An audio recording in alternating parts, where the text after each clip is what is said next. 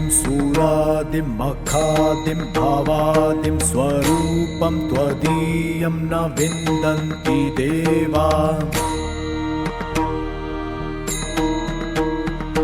जगन्मोहिनीयं तु वाग्वादिनीयं सुहृद्पोषिणी शत्रुसंहारिणीयम्। वचस्तम्भनीयं किमुच्चाटनीयं स्वरूपं त्वदीयं न विन्दन्ति देवा।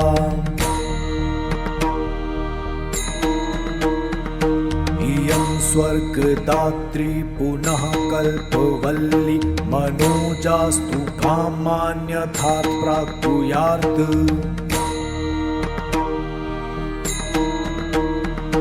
तथा ते कृतार्था भवन्तीति नित्यं स्वरूपं त्वदीयं न विन्दन्ति देवा।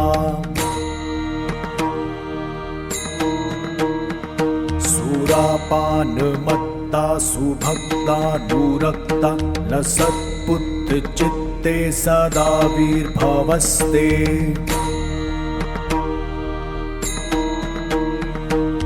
जप ध्यान पूजा सुधा घोतपङ्क स्वरूपं त्वदीयं न विन्दन्ति देवा। चिदानन्द कंद हसन्मन्द मंद शरच्चन्द्र कोटि प्रभा पुंज बिंब।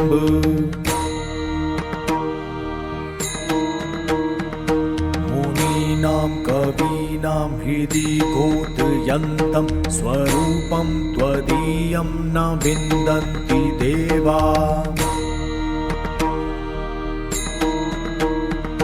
महामेघकाली सुरक्तापि शुभ्रा कदाचिद्विचित्राकृतियोर्गमाया। न बाला न वृद्धा न कामातुरापि स्वरूपं त्वदीयं न विन्दन्ति देवा।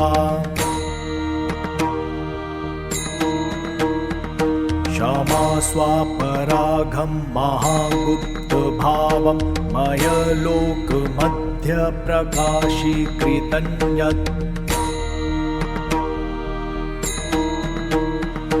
तव ध्यानपूतेन चापल्यभावात् स्वरूपं त्वदीयं न विन्दन्ति देवा।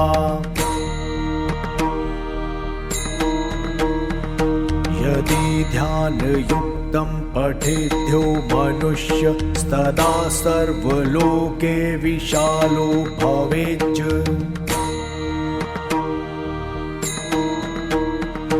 ग्रहे चाष्टसिद्धि मर्ते चापि मुक्ति स्वरूपं त्वदीयं न विन्दन्ति देवा।